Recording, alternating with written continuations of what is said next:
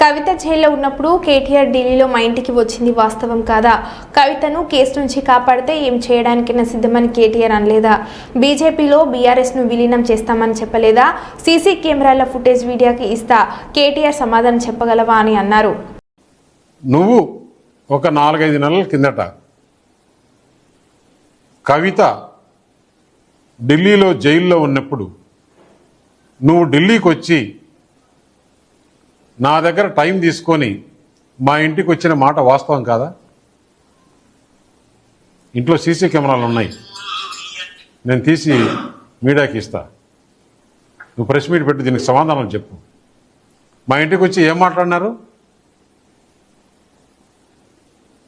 మేము చేసిన అవినీతి అన్నీ కూడా ఈడీ సిబిఐ రాకుండా, లేకుంటే కవితను బయటికి వదిలేదానికి ఏర్పాటు చేయండి.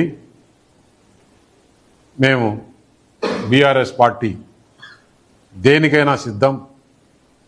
మేము బీజేపీలో మెర్జ్ చేయాలన్నా కానీ, బీజేపీతో అలయన్స్ పెట్టుకోవాలన్నా కానీ దేనికైనా సిద్ధం. అంటే నేను తీసుకునే నిర్ణయం కాదు, పెద్దలతో మాట్లాడి చెప్పాలని. పెద్దలతో మాట్లాడిన తర్వాత మనం ఎలక్షన్స్లో ఏం చెప్పాం? ఈ బీఆర్ఎస్ పార్టీ అవినీతి పార్టీ, దీంతో కలిసే సమస్య లేదు. అయినా కూడా బీఆర్ఎస్ పని అయిపోయింది. పార్లమెంట్లో ఒక సీట్ రాలేదు, గవర్నమెంట్ లేదు, ప్రజలు వాళ్ళని చీకొట్టారు. అటువంటి వాళ్ళతో మనం కలిసే సమస్య లేదని చెప్పిన తర్వాత నువ్వు ఎంత బాధపడి